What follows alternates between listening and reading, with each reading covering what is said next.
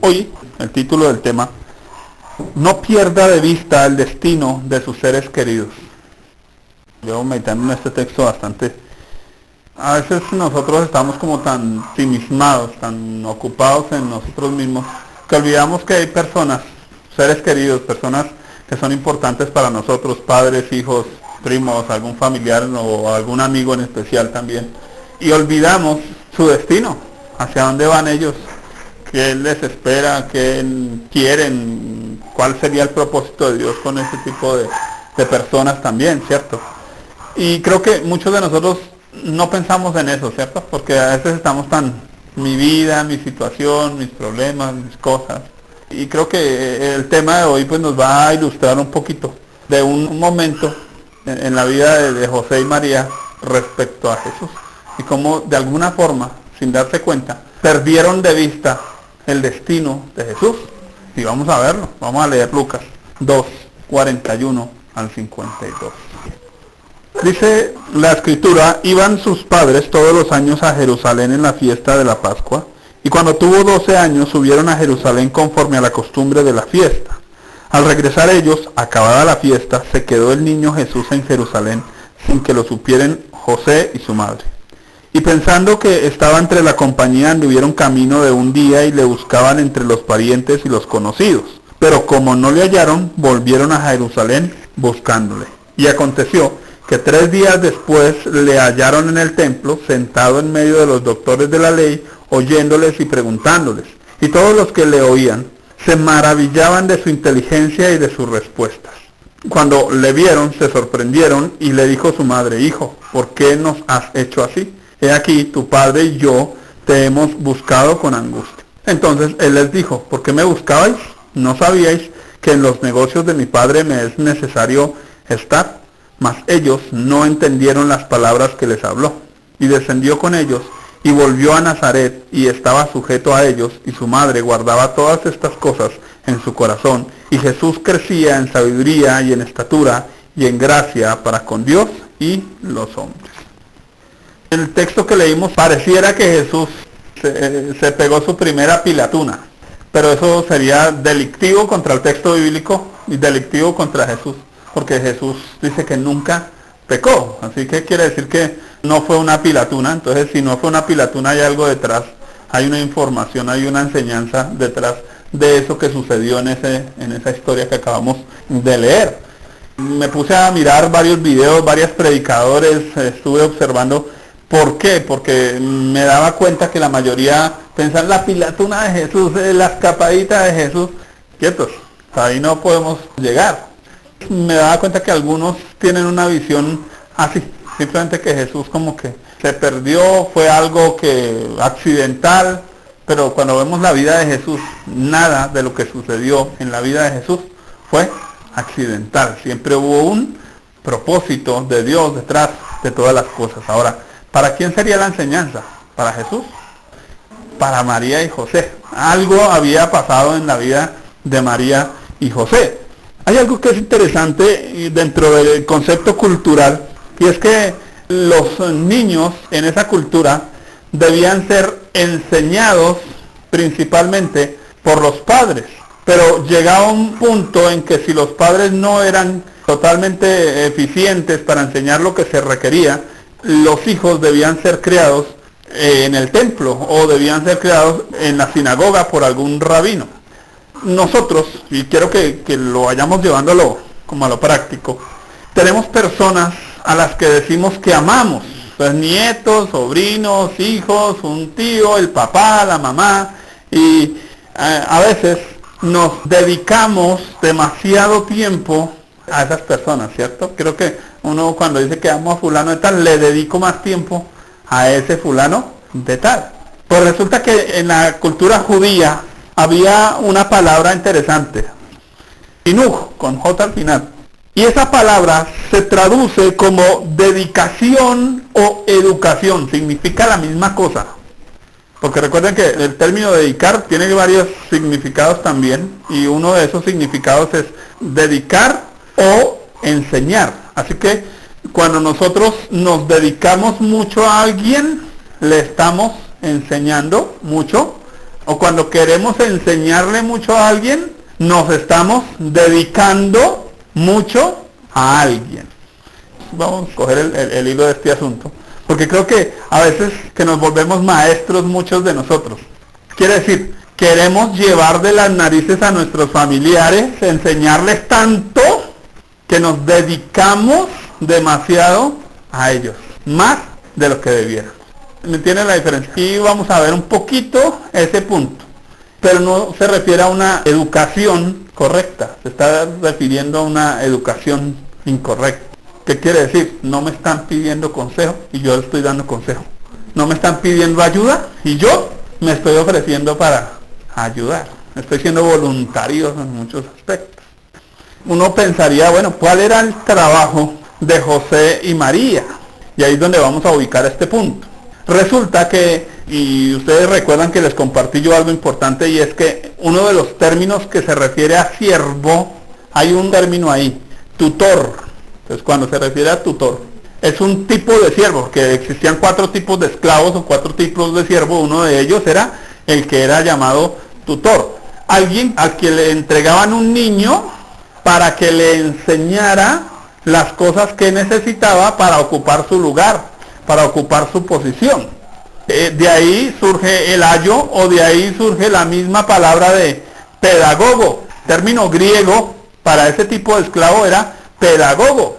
Así que José y María para Jesús eran sus tutores.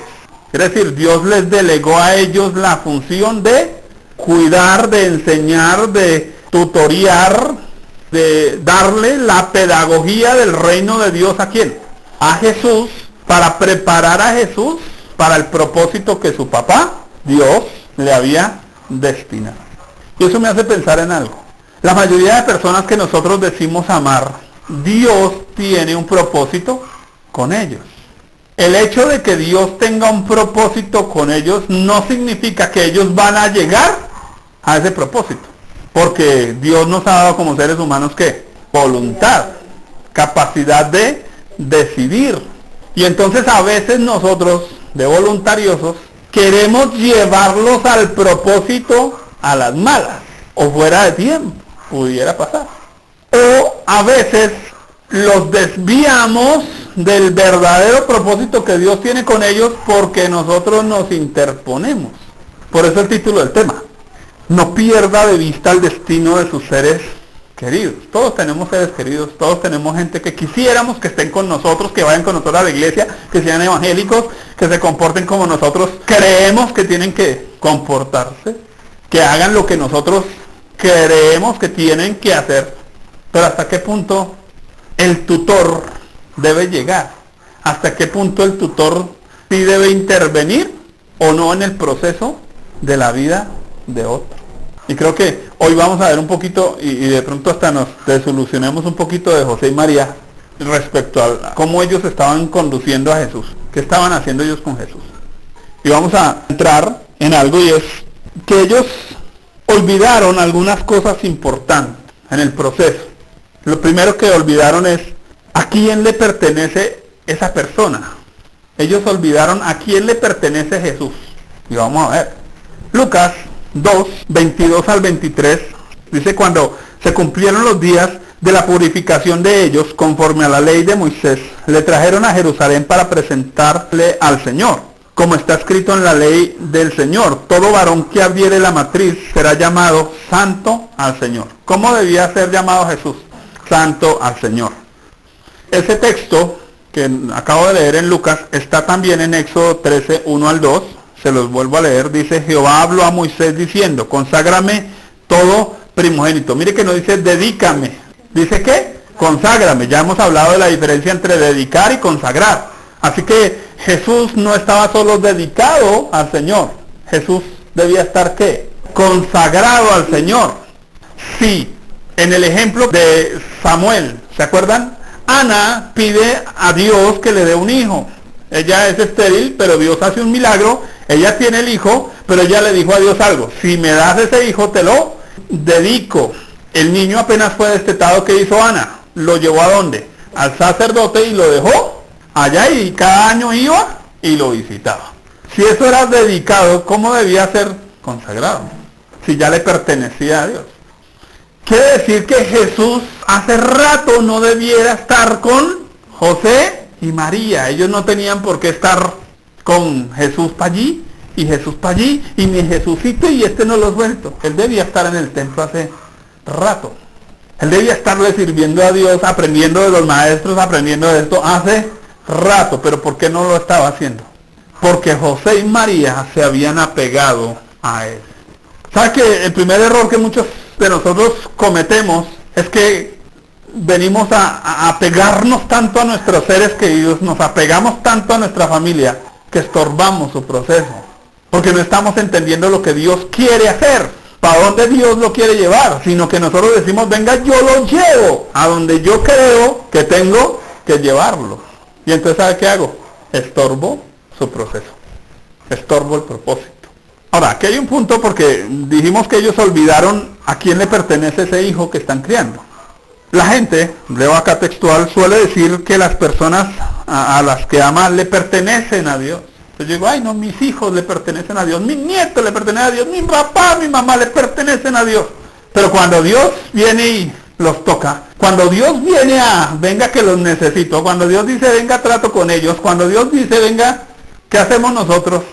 Allá aparece super tío, super papá, super abuelo, ¿cierto? Super hijo, a querer ayudar.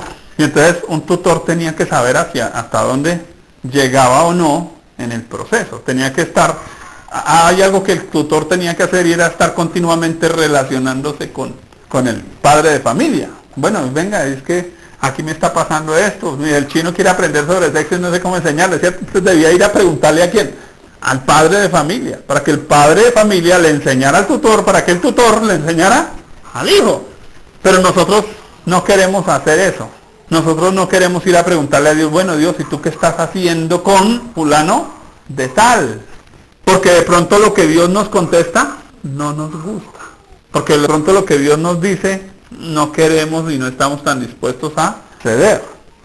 Hay un ejemplo en la Biblia, Abraham. ¿A quién se apegó Abraham? A Lot. Después, ¿a quién más se apegó? A Isaac.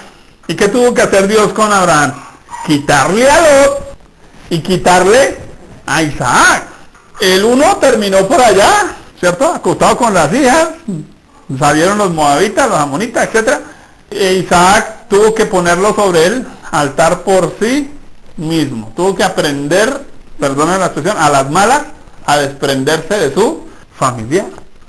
De alguna manera aquí José y María van a aprender un poquito a las malas, a darle un poquito de espacio a Jesús. Porque de alguna u otra manera nosotros no queremos aprender. Nosotros no queremos hacer las cosas como Dios dice. Casi que yo podría decir que el título no pierda de vista el destino de sus seres queridos también significa y no pierda de vista su intención con ellos. Lo que usted quiere hacer con ellos. ¿Qué más olvidaron? Olvidaron quién es el sustentador de su hijo. Hay un punto tremendo. Dios les dio ese hijo. Dios le dio a ustedes esos seres queridos. Papá, mamá, nietos, hijos, etc. Pero nosotros decimos, Dios los cuida. ¿Dios los cuida o nosotros los estamos sobreprotegiendo? Porque es que nosotros decimos Dios los cuida, pero a veces no nos damos cuenta de los recursos que Dios está entregando para cuidados. Y aquí hay un punto importante y es, Dios, hablando de Jesús, metámonos acá, les proveyó a ellos para Jesús. Vamos a leer, Mateo 2:11, y al entrar en la casa, vieron al niño con su madre María y postrándose lo adoraron y abriendo sus tesoros. ¿Qué les dieron los reyes? Tesoros. ¿Cuánto les llevarían? ¿Para quién iban a hacer esos recursos? Para Jesús. Así que a ellos les proveyeron, es como si les hubieran dado no solo el niño, sino con qué mantener al niño, con qué educar al niño, con qué direccionar. Les dieron lo de la universidad del niño. En el pueblo judío resulta que la educación funcionaba de la siguiente manera. De los 6 a los 9 años primaria, de los 9 años a los 12 años era la secundaria. Y la universidad era de los 12 años en adelante. La primera etapa les enseñaban la Torá. De los 6 a los 9 años les enseñaban a memorizarse lo que era el Pentateuco en ese momento. Luego les enseñaban los mandamientos y cómo guardarlos. Y el niño aprendía de los 9 a los 12 años los mandamientos y cómo guardarlos. Y la tercera etapa era que el niño escogía un rabino y se iba con él. Y respiraba el polvo, esa era la frase, ¿cierto? Respiraba el polvo de las sandalias de su maestro. Esa era la universidad. Así que un niño a los 12 ya estaba en la universidad, según el método educativo de los judíos. ¿Y quién les había dado a ellos la provisión para que lo ayudaran, lo sustentaran? Dios mismo. Aquí hay un punto. ¿Ellos en qué estarían gastándose los recursos? ¿Saben cuánto podía costar, o imagínense ustedes el costo, ir a Jerusalén cada año durante 15 días? Eso era como, planea usted unas vacaciones cada año. ¿Cuánto va listo usted cada año para irse de vacaciones? Eso era costoso. Ahora recuerde que José y María eran una familia pobre, así que ¿de dónde estaban sacando? ¿Ellos qué creían? Que eso que Dios les había dado, esos recursos que Dios les había dado, era solo para llevar a Jesús al templo cada año. Y vaya a darse un vistazo y camine otra vez. Ese no era el objetivo de Dios con Jesús. ¿Sí me van entendiendo? Estaban usando mal los recursos que Dios les estaba dando para su hijo. ¿Saben por qué digo que lo estaban usando mal? Porque dice que iban ambos, y ahí hay una frase interesante, iban ambos. Según la ley judía, el único que estaba obligado a ir era el papá. El niño solo estaba obligado a ir después de los 12 años a Jerusalén, porque en cada pueblo tenían que haber sinagogas, así que el niño tenía que educarse era en la sinagoga en el pueblo, no tenía por qué ir a Jerusalén, aunque tenía que ir a Jerusalén ¿cuándo? Cuando cumpliera sus 12 años, para que viera algún rabino, algún maestro. Pero ellos, según nuestra historia, Jesús se quedó con los rabinos, con los maestros, ¿pero por qué? Porque parece que ellos ni lo arrimaron por allá, el chino no va y se nos amañe. Ellos no se querían desprender de él. Y no nos pasa a nosotros lo mismo con nuestros familiares. No gastamos recursos, tiempo, esfuerzos. Oiga, porque hay algo más interesante todavía. Las mujeres no estaban obligadas a ir a Jerusalén cada año, porque ellas debían quedarse en la casa criando los niños menores. Quiere decir que niños más pequeñitos generalmente no los llevaban a Jerusalén. Pero aquí tenemos a José y María, cada año ellos dijeron, si el propósito de Dios es que nuestro hijo le sirva, cada año lo llevamos al templo. Y con llevarlo al templo, suficiente. Y estaban invirtiendo un montón de recursos solo para llevarlo al templo. Oiga, ¿no les suena algo parecido a nuestra época? Nosotros creemos que con llevar al chino a la iglesia ya le va a servir a Dios. Que con solo llevarlo y mandarlo a un encuentro y gastar recursos, Dios lo va a salvar y lo va a hacer un buen niño. ¿Cierto que actuamos igual? Creemos que si llevamos a nuestra familia a algún retiro especial, a un culto especial, y así toque pagarle, no importa, ¿cierto? Lo que valga el campamento, lo que sea, con eso tenemos. ¿Sabes que la mentalidad de José y María eran exactamente igual? Iban, le daban la probadita y creían que con eso era suficiente para ese niño. ¿Será que era suficiente para Jesús ir al templo una vez al año y eso lo haría un maestro? Porque ¿cuál era el destino de Jesús? Ser un maestro. El destino de Jesús, humanamente hablando, era ser un maestro, porque ¿qué tenía? Todas las capacidades intelectuales para ser un maestro. Porque los mismos rabinos determinaban si el niño tenía capacidades a los 12 años, le decían a su padre, ¿sabes? Tiene habilidades. Con esa sola frase, ellos ya debían decir, escoja su rabino chino y váyase con su rabino. No, ellos no. Hay algo en la mentalidad de José y María que hay en nosotros también. Solemos creer que es suficiente con suplir las necesidades materiales. El niño tiene todo lo que necesita para ser alguien en la vida. Con solo llevarlo al colegio, con solo darle cuadernos, con solo darle lápices, con solo darle internet, con solo darle celulares, con solo darle juguetes, él va a ser alguien en la vida. No es la misma forma en que pensamos a veces. Nosotros a veces tenemos el familiar y decimos si con solo llevarle mercado, de pronto se va a convertir porque va a decir, no, es que tan buena gente mi tía, tan buena gente. Y ya, con eso, y a veces estamos estorbando que Dios necesita que aguanten hambre para que clamen a Dios. Pero como tienen el Dios, el evangélico que se mete donde no tiene que meterse, a darles lo que no tiene que darles, pues ahí tienen un problema, ¿o no? Siguiente, Dios no solo proveyó los recursos para su hijo, proveyó de la disciplina apropiada. Y vamos a mirar 2 Samuel 7:14. Mire lo que dice, refiriéndose a Jesús, porque es un texto mesiánico. Dice, yo le seré a él padre, y él me será a mí hijo. Y si hiciere mal, yo le castigaré con vara de hombres, y con azote de hijos de hombres. Quiere decir, que Dios les prometió a ellos como papá que el chino se iba a portar bien. Le están entregando a ellos un hijo que no les va a poner problema. Pero si les pone problema, Dios, que es el verdadero papá, es el que se va a encargar de disciplinarlo. ¿Cómo disciplina a Dios? Acabamos de leerlo. Con vara de hombres. ¡Ah, caramba! Porque es que nosotros espiritualizamos todo, ¿cierto? Nosotros decimos, Señor, disciplina a mis hijos para que se porten bien. ¡Caramba! La vara de hombres la tenemos nosotros en la mano. ¡Qué lindo! Aquí está hablando de Jesús. O sea que si Jesús se hubiera portado mal, José y María tenían el permiso de sacarse la correa. Porque aquí hay dos formas de castigar, ¿cierto? Vara y azotes. O sea, palito y correa. Dios mismo y Jesús también sabía que eso le podía pasar. Se portaba mal, su papá le pega. Yo le autorizo al tutor a que le ajuste las clavijas. ¿Saben cuál fue el problema de José y María? Parece que fueron demasiado complacientes en su crianza como papás. Porque no solo vemos la crianza de Jesús, vemos cómo ellos criaron a sus otros hermanos. Y quiero que acá tengamos en cuenta algo. Jesús era el hijo mayor de la casa. Generalmente al hijo mayor de la casa se le daba casi el mismo estatus del papá. Así que los hermanos menores debían respetar al mayor, casi como si fuera el papá. Pero dice allá en Juan 7:5 que sus hermanos no creían en él. ¿Sabe quién era la responsabilidad de criar los hijos? De la mamá. ¿Quién era la que le enseñaba a los hijos cómo debían comportarse en el hogar, en la casa? La mamá. Generalmente eso sucedía ahí.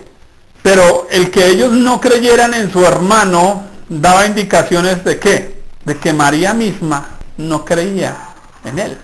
Y eso lo sabemos porque ella se vino a convertir después con los apóstoles. Qué triste, porque a veces nosotros queremos ayudar a nuestros familiares, pero no creemos en lo que Dios puede hacer en ellos.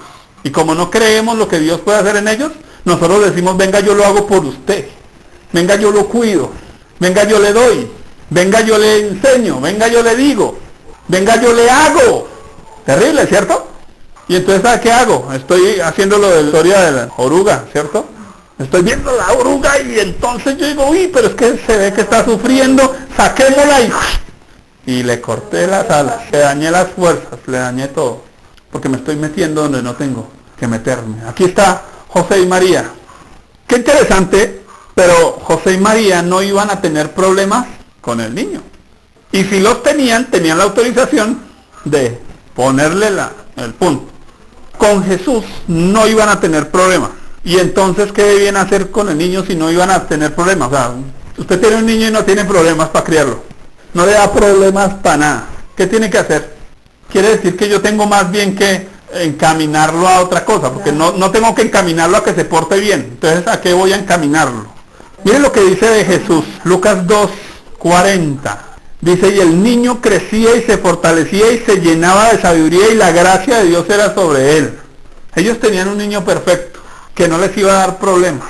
¿Y sabe qué hicieron con el niño perfecto? Prefirieron sobreprotegerlo. No tenían que disciplinarlo. No, pues este chino se porta tan bien, tengamos ese tesorito ahí. Entonces es como cuando nosotros compramos algo muy valioso, ¿cierto?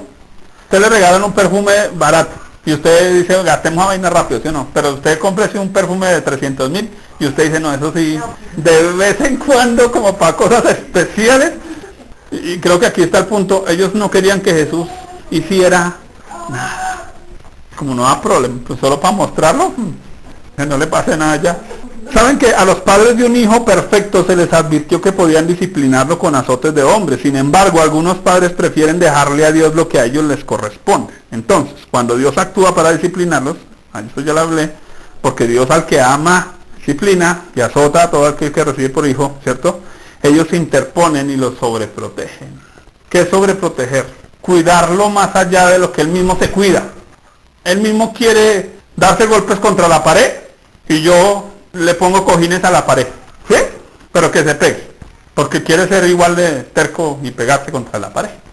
Yo estoy pensando acá en el destino de nuestros familiares, no solo en el destino bonito. Algunos de ellos quieren volverse delincuentes. ¿Y nosotros? A ver cómo lo... Pero ellos quieren ir para el hueco. ¿Y sabe qué pasa? Terminamos desgastando toda nuestra vida cuidando a un delincuente. Perdón. Porque la Biblia nos dice eso, ¿cierto? Que si el hijo era tan rebelde, sáquelo al pueblo y apedrelo. Chao. No cuidan a un delincuente. Pero a veces nosotros sabemos que el chino va para el hueco y nosotros a ver cómo le... Porque no estamos entendiendo el destino. Dios, ¿para dónde vas con este? ¿Qué necesitas hacer con este? Suena cruel, ¿cierto? Perdona la expresión, yo creo que Dios no pierde tiempo con quien no quiere. O Jesús perdió tiempo con el joven rico. Le dijo lo que tenía que decir y vaya, mijo, estrellese con la vida, aprenda, dése cuenta de su realidad, sígase gastando su plata tranquilo y creyendo que ya está bien. O no, o se fue Jesús detrás, ven, ven, joven rico, ven, ven, no, ven, ven, no. Perdóname por herirte, perdóname por... Te maltraté, te hice sentir mal, ven. Qué pena, joven rico. Devuélvete, ven, yo te acepto así. ¿Yo te acepto así? Ah, no. Pero nosotros sí. Las personas amadas a nuestro alrededor necesitan llegar a Dios. Lo triste es que muchos de nosotros nos convertimos en su Dios. Quiere decir, ellos dejan de mirar a Dios y empiezan a mirarnos a nosotros. Y entonces ahí sí, se portan mal y ¿sabe que cuando tienen un problema, ¿sabe qué hacen? Nos buscan a nosotros. Ahí sí dicen, ay, su merced, ¿por qué no ora por mí? Ay, se volvieron tan piadosos. Ahí sí pidieron oración. Ahí sí me buscan consejo. ¿Saben por qué sucede? Porque nosotros tenemos una mala actitud y estamos rechazando hacer lo que la Biblia dice que hagamos. Proverbios 22:15. Solo voy a poner el ejemplo respecto a hijos en este caso. La necedad está ligada en el corazón del muchacho, mas la vara de la corrección lo alejará de él. O sea, a veces yo tengo que decirle a la gente, qué pena, pero a mí no me haga perder tiempo. Oiga, usted quiere irse a un hueco, vaya a un hueco. ¿Sí o no? No me haga ni perder mi tiempo, ni perder mis fuerzas, ni perder mis recursos, ni mi... Nada. Pero si somos padres y están todavía pequeños, aplica, ¿cierto? En ese punto... Dice Proverbios 29:15, la vara de la corrección dan sabiduría, mas el muchacho consentido avergonzará a su madre. Apliquémoslo al resto de nuestros familiares. ¿Por qué nos hacen quedar mal nuestra familia? ¿Por qué no tenemos nada bueno que decir de nuestra familia? Porque a veces son consentidos. Porque nosotros los consentimos tanto, ¿cierto? Consentimos los nietos, consentimos los sobrinos, consentimos al papá, consentimos a la mamá.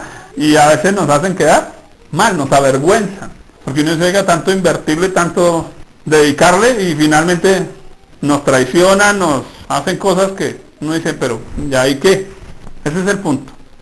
Dios prometió a los padres de Jesús disciplinarlos si fuera necesario hacerlo. Entonces, si ellos no tendrían problemas con el muchacho, ¿qué era lo que debían hacer con él? La respuesta está en Proverbios 22:6. ¿Se acuerdan que dice Proverbios 22:6? Instruye al niño en su camino, en el suyo, y cuando fuere viejo no se apartará de él. Pregunta, ¿usted para quién trabaja? ¿Cuál es el propósito de su trabajo? Entonces, el propósito de José y María no era tener al niño con ellos, era prepararlo para su camino, para su destino, para su propósito. Pero nosotros llegamos a los chinos a los 40 años y todavía están viviendo en la casa y todavía les lavo la loza y la ropa. Todavía les cocino y les hago todo. Y su destino y su camino los hemos instruido ¿para quién? Para nosotros, para que se porten bien delante de nosotros. Para que vivan bien aquí pero con nosotros. Pero y su camino no los hemos preparado para un día irse. Para un día...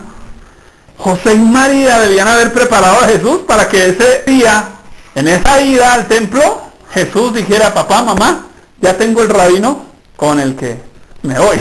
¿Sí? No, ellos de una vez camine que nos vamos. No se vaya a quedar, chino.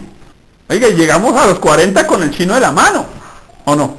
Con nuestros seres queridos ahí. Venga, no se me pierda ninguno. No se me vaya.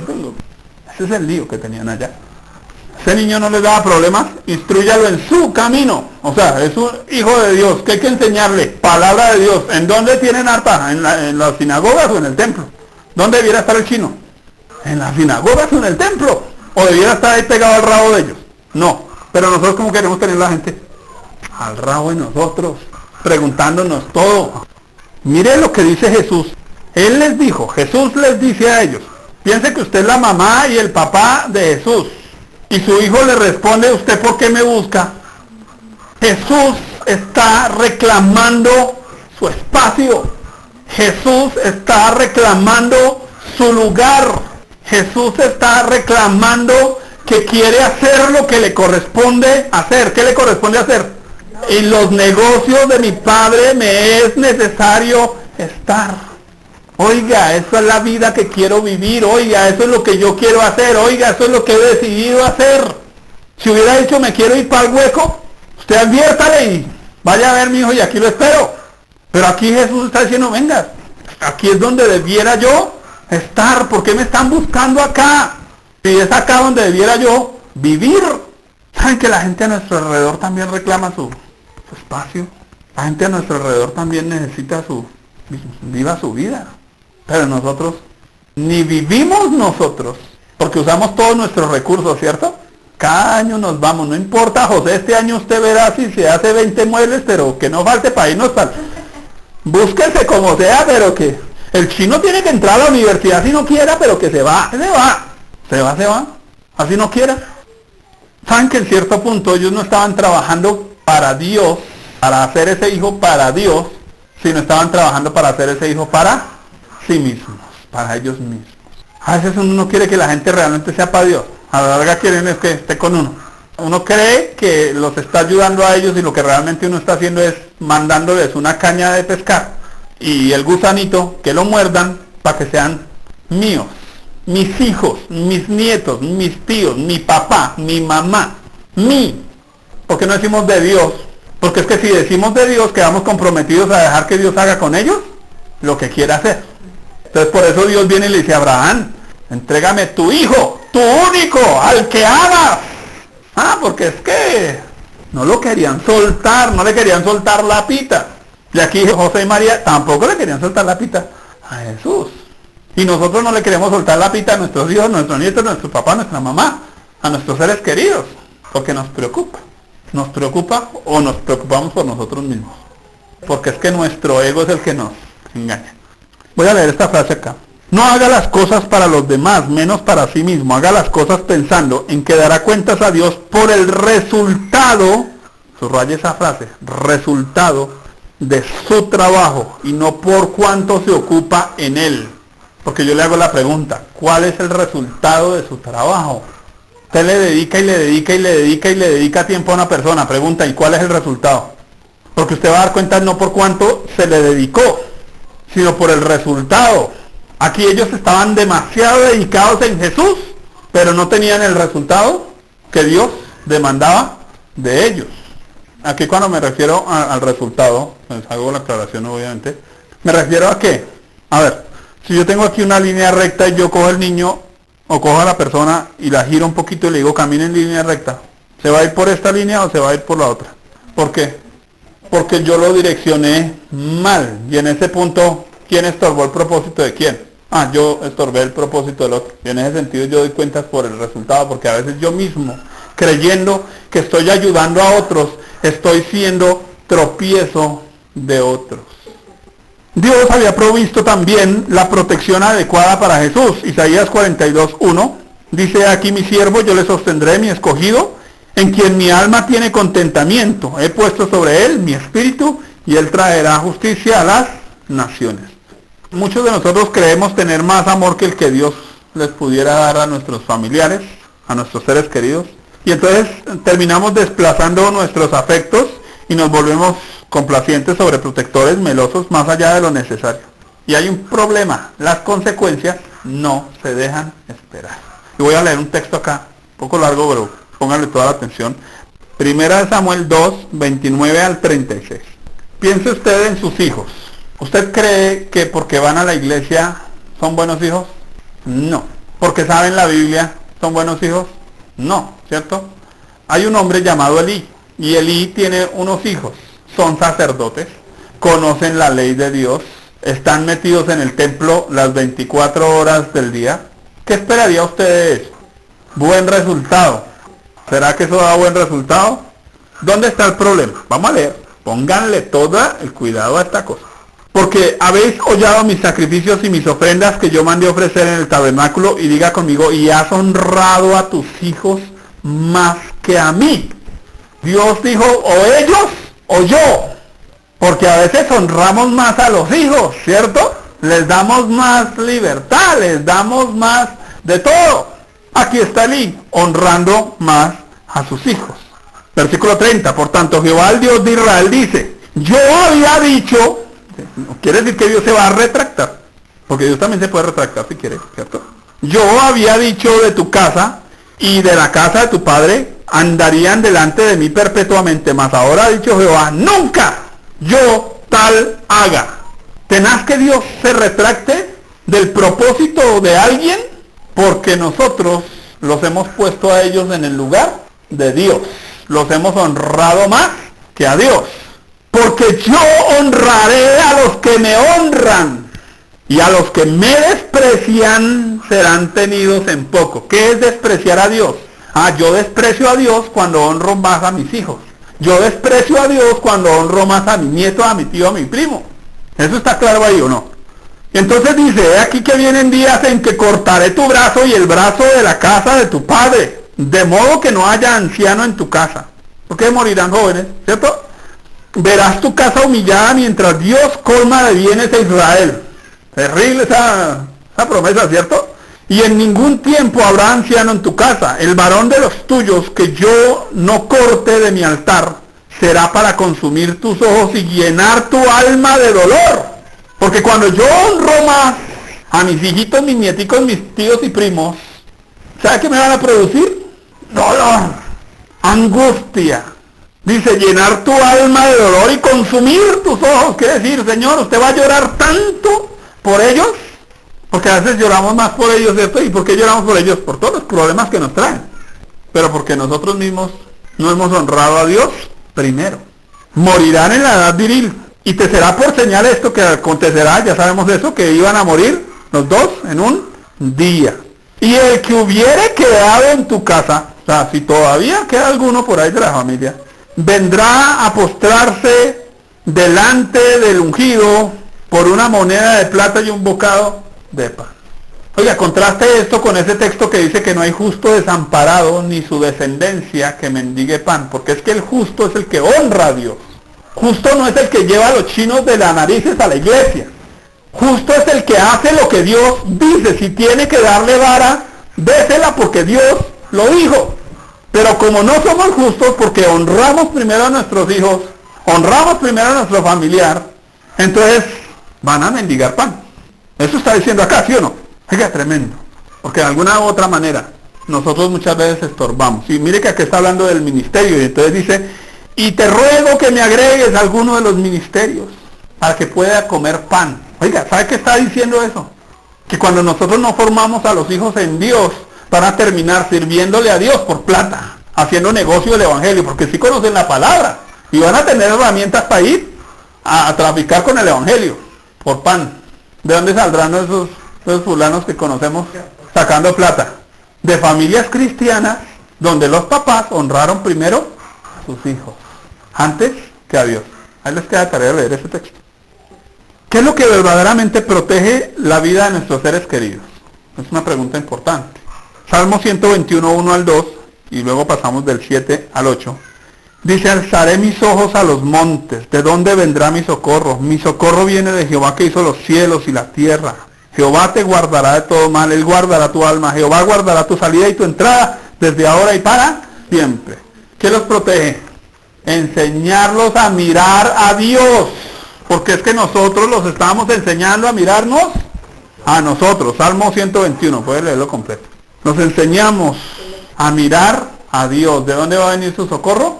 Tienen que alzar sus ojitos a Dios. Papito, yo no soy el que le doy de comer. Mamita, yo no soy el que le pago los servicios todas las veces que usted no tiene con qué pagarlos. Yo no soy el que le cuido los hijos a usted toda la vida.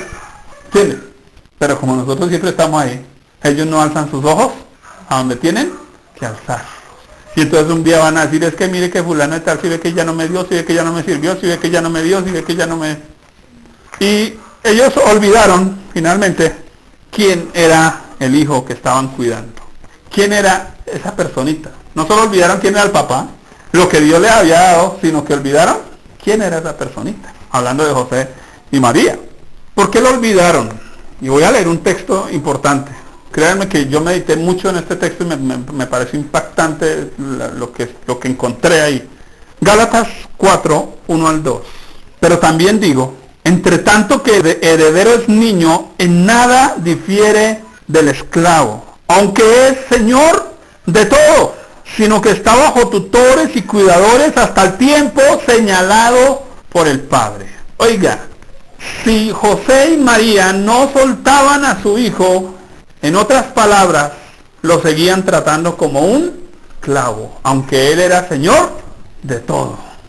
Nosotros terminamos esclavizando a nuestros seres queridos cuando no los soltamos en la mano de Dios, cuando no dejamos que Dios haga lo que quiere hacer en ellos. Ahí estaba Jesús. ¿Qué debía haber hecho José y María? ¿Cuál era el tiempo señalado por el Padre? Cuando el chino dijera, quiero rabino, 12 años. Ese era el tiempo señalado por el Padre. ¿Para qué? Soltar el chino. Pero ellos al llevárselo, lo hicieron un esclavo, aunque era señor de todo. ¿Qué tanto daño podemos nosotros hacer a veces? Dañar la voluntad de la gente. Quiere decir que la gente deja de tener sus propias fuerzas y empiezan a depender de nosotros. Un daño terrible, porque la gente empieza a depender de nosotros. Ahora, Jesús es Señor de todo y sus padres eran simples tutores. José y María debían enseñarle a Jesús la pedagogía del reino. De no saberse capaces ellos, debían referir el niño a una escuela rabínica para que escogiera alguno de sus rabinos y él ser su discípulo. La historia indica que Jesús fue tratado como un simple hijo de carpintero, ya que hay algo que es clave. A Jesús no debieran haberle dicho jamás carpintero. ¿Por qué? En la historia judía sucedía lo siguiente. El niño entraba a los 6 años, estudiaba la Torá, luego a los 9 arrancaba a estudiar los mandamientos, etcétera, cómo vivir eso. Y a los 12 años los maestros, los rabinos, decían, ¿es apto o no es apto? Si el niño no era apto, adquiría la profesión del papá. Así que el rabino le decía al papá, no es apto. Y entonces el papá decía, chino, de aquí en adelante me ayuda a hacer muebles. De aquí en adelante me ayuda a ordeñar las vacas. Y el chino se volvía ganadero, o carpintero, o lo que fuera, o pescador, o lo que fuera. Y eso indicaba su bajo nivel intelectual. Así que, ¿cómo estaban viendo a Jesús cuando le dicen el carpintero? Era un bajo nivel intelectual. ¿Y era un bajo nivel intelectual Jesús? Vamos a leer. Marcos 6:3. ¿No es este el carpintero, hijo de María, hermano de Jacob, de José y de Judas y de Simón? ¿No están también aquí con nosotros sus hermanas? Y se escandalizaban de él. ¿Sabe que eso que hicieron José y María con Jesús, de cortarle las alitas, le restó a Jesús ante los demás? Honor, le restó credibilidad. Porque ¿qué hubiera pasado si Jesús aparece como rabino? ¿Cierto? Lo llamaban rabino, pero ¿sabe qué? ¿Por qué lo llamaban rabino? ¿Quién lo llamaba rabino? Sus discípulos. ¿Por qué Nicodemo dice, nosotros sabemos que has venido como maestro? Porque tenía las aptitudes, pero ¿sabe que no tenía Jesús? El título. Porque no se crió toda su infancia con rabinos. Si Jesús hubiera aparecido como rabino, no sería cualquier pintado en la pared, le hubieran puesto más cuidado. Eso dejemos del chino, si no quiere estudiar, que no estudie. Hubiera sufrido menos persecución, porque hubiera tenido un estatus, porque ¿saben que yo hoy pienso, el día que en noveno hoy le digo a mi papá, papá, me cansé de que usted me mantenga, quiero ir a trabajar y hacer mi plata, comprarme mis cosas. ¿Sabe qué me duele a mí en la vida? Que mi papá no me haya estorbado, que mi papá no me haya dicho, qué pena señor, usted hasta que tenga mayoría de edad, termina al menos el bachillerato. No, mi papá dijo, menos plata gasto. Esa fue la frase de mi papá, menos plata gasto. Y entonces, Simón, yo puedo tener las capacidades para enseñar, ¿cierto? Pero ¿por qué no lo invitan a otros sitios? Si tuviera el título, si tuviera, ¿cierto? Pensaría uno hoy. Creo que así nosotros a veces actuamos, porque no estorbamos, porque no somos sensibles en esos aspectos, ¿no? Jesús debiera haber tenido un título mucho más honorífico, pero no lo tuvo porque el papá decidió que él fuera un carpintero.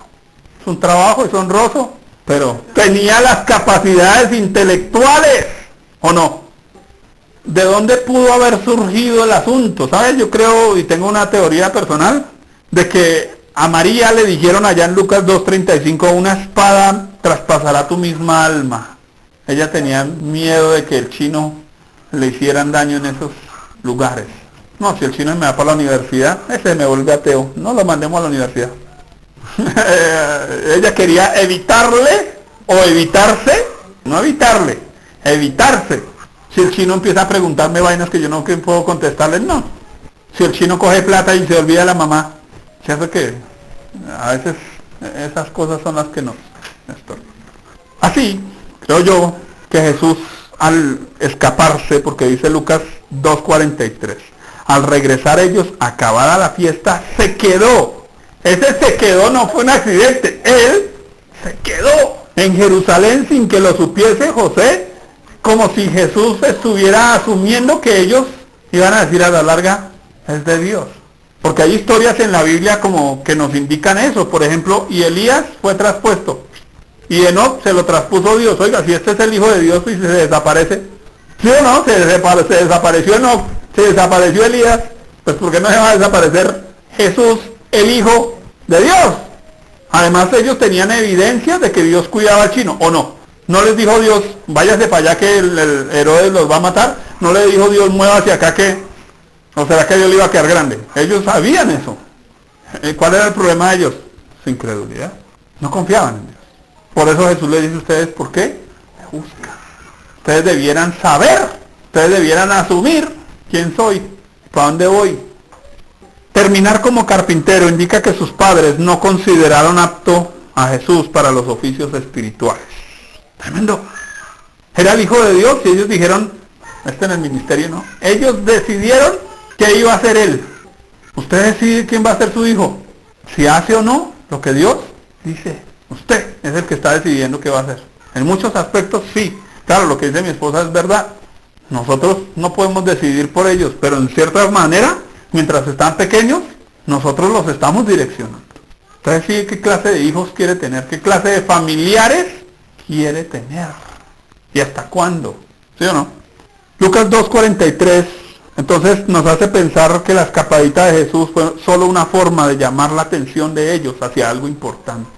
¿Saben que cuando los chinos hacen pataletas cosas, están llamando la atención hacia otra cosa que es más importante, que ellos necesitan, que ellos están reclamando y que nosotros no hemos detectado qué es lo que verdaderamente están reclamando? Y pregúnteselo a cualquier psicólogo que quiere. Ellos están reclamando algo. Los chinos no hacen las vainas por hacerlas. La gente no hace las cosas por hacerlas. Están pidiendo atención, están pidiendo afecto, están pidiendo vara, porque a veces la vara les hace sentir que tienen un papá y que lo protege. La falta de vara le están diciendo, estamos botados en la mitad del mundo, nos van a dejar hacer lo que queramos. Y eso les produce inseguridad. La vara produce seguridad. Lo aborrece, no lo está amando de verdad. Tremendo eso. Y a veces, hablándolo ya en lo práctico, ¿cómo disciplina uno a un familiar? Cuando deja de llamarlo, porque eso no está todos los días, y eso me reí. ¿Qué más necesita? ¿Qué más le doy? ¿Cierto? A veces disciplinarlo es, déjelo. A veces disciplinarlo es, no tengo respuestas para ti, tú ya sabes lo que tienes que hacer. Eso es disciplina también, ¿cierto? Porque disciplinar es guiar, dirigir, corregir, instruir, enseñar al otro a pensar. Por sí mismo, él ya sabe lo que tiene que hacer. Su merced, usted ya sabe lo que tiene que hacer. No espere de mí más, no tengo más para darle. Viva su vida, aprenda a vivir. Si se quiere estrellar, vaya a estrellarse, acá lo espero. Si eso es lo que quiere, eso es disciplina también. Eso es amarlos también. Amarlos no es solo comprarles cosas y darles comida y que estén contentos. Eso no es. Lucas 2:46 dice, y aconteció que 3 días después le hallaron en el templo sentado en medio de los doctores de la ley, oyéndoles y preguntándoles. Yo pienso en la niñez de Jesús y digo el día más realizado de Jesús. No fue el día que le compraron el carrito de los Transformers. No fue ese día. No fue el día que lo llevaron al parque de diversiones más grande. Fue el día que lo pusieron allá.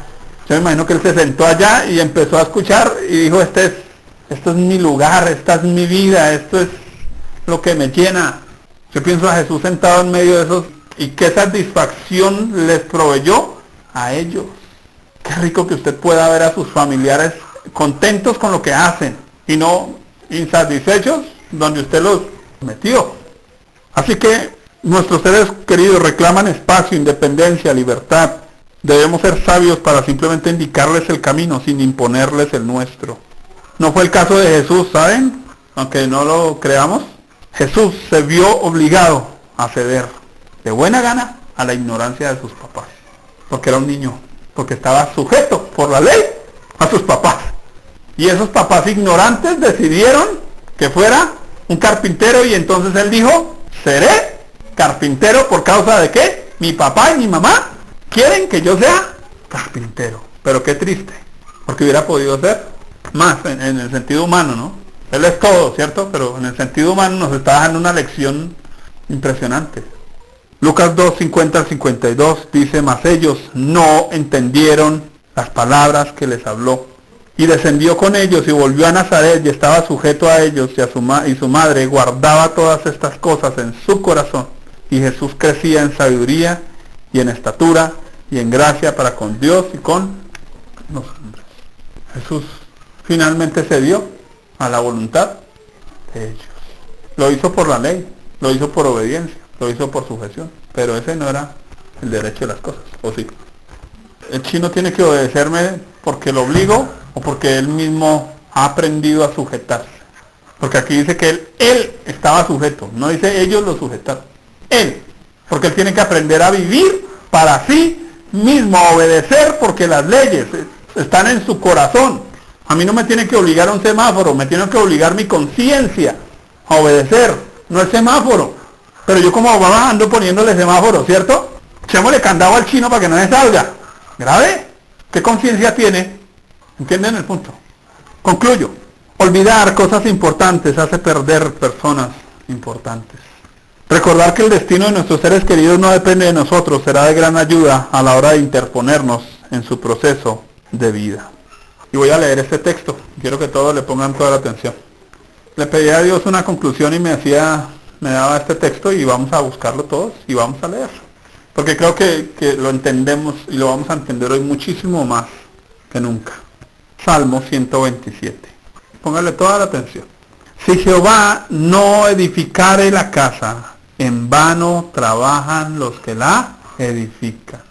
Si Jehová no guardare la ciudad, no guardare a mis hijos, no guardare a mis familiares, en vano, velo yo que me las doy de guardia, ¿cierto?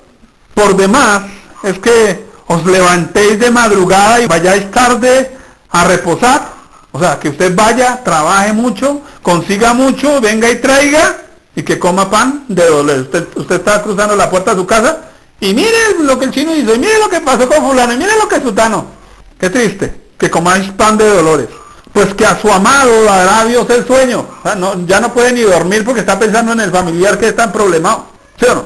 Y aquí, herencia de Jehová son los hijos, cosa de estima es el fruto del vientre. Como saetas en las manos del valiente, así son los hijos habidos en la juventud. ¿Qué significa saetas en las manos del valiente? ¿Para qué es una saeta? ¿Para tenerla ahí guardada? Ah, para dispararla. ¿Para qué son los hijos? ¿Se van a quedar conmigo? Esos son como el águila que revuelca su unidad. Ahora, lo lejos que vayan depende de mí. En muchos aspectos. Depende de mí, de mi trabajo. Jesús hubiera podido ir más lejos. Esa saeta hubiera podido volar. ¿Cuánto podría volar esa saeta? ¿Cuánto podríamos haber volado nosotros si nuestros padres un día nos hubieran soltado el cauchito? O si nosotros hubiéramos hecho caso a nuestros padres, ¿cierto? ¿Cuánto hubiéramos volado? Oiga, como saetas en las manos del valiente, porque ¿sabe qué se requiere para soltar a otros? Valentía. ¿Sabe por qué no lo soltamos? Porque somos cobardes. Porque no estamos confiando en Dios. Así son los hijos habidos en la juventud. Bienaventurado el hombre que llenó su aljaba de ellos.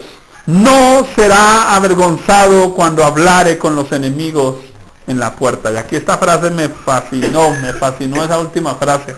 ¿Sabe por qué? Porque está hablando de los enemigos. Y los enemigos van a hablar bien de él, por el tipo de hijo. ¿Qué hablará el enemigo de nosotros? De nuestros hijos. ¿Qué hablará la gente que nos quiere caer encima de nuestro trabajo, de nuestros familiares, de nuestros seres queridos? Porque pues, de pronto se cierran en hijos, pero quiero que miremos esto en cada área. Pregunta, ¿hacia dónde está usted direccionando sus flechas? ¿Qué tanto está preparado para dar en el blanco? ¿Saben por qué José y María no pudieron criar bien a Jesús? Porque dice Romanos, porque no hay quien entienda a Dios, no hay quien busque. Eran pecadores. Dice Jesús, ustedes siendo padres malos, pero para nosotros los creyentes, ya no somos padres malos, mis queridos. Porque en nosotros habita el glorioso Espíritu de Dios. Ya no tenemos esa excusa de que somos padres malos. Si usted dice que es un padre malo, está grave. Porque tenemos a Jesús, porque tenemos el Espíritu, porque tenemos la palabra, porque tenemos dominio propio, porque tenemos todas las herramientas de Dios para hacer las cosas bien. ¿Qué tanto afila usted sus saetas? ¿Está actuando como un valiente? ¿Qué dicen sus enemigos del trabajo con sus seres queridos? Me impactaba estudiar este tema. Yo sé que tal vez repetitivo algunas cosas, pero ver desde otra perspectiva a Jesús como un niño. ¿Qué quisiera un niño de sus padres? ¿Qué quisieran nuestros seres queridos de nosotros como creyentes? ¿Qué esperan ellos? ¿Que les alcahuetiemos? ¿Qué esperan ellos? ¿Que los apoyemos? ¿Que les demos ejemplo? ¿Que los impulsemos? ¿Qué esperan ellos? Porque nuestros seres queridos esperan de nosotros algo. ¿Qué esperaba Jesús de su papá y de su mamá? Por causa de quién era él, que lo soltaran, ¿cierto? Pero ¿y si son niños malcriados, qué esperarían? Yo a veces digo, si mi mamá me hubiera dado un poquito más duro, si mi papá me hubiera exigido más, pero como no, me tiré a la locha, con mi estudio, con mi carrera, pudiendo estudiar. Yo hoy miro a mis primos, todos profesionales, todos con casas, con carros, y uno se, entre comillas, uno se echa pañitos, como para calmarse, diciendo, no, pero si no, es que estoy en Cristo. Aplaca su conciencia, es que estoy en Cristo. Y ya, estoy en Cristo. Y ¿qué pensaría Jesús de sus papás? ¿Qué esperaba de ellos? ¿Qué esperan sus familiares de usted?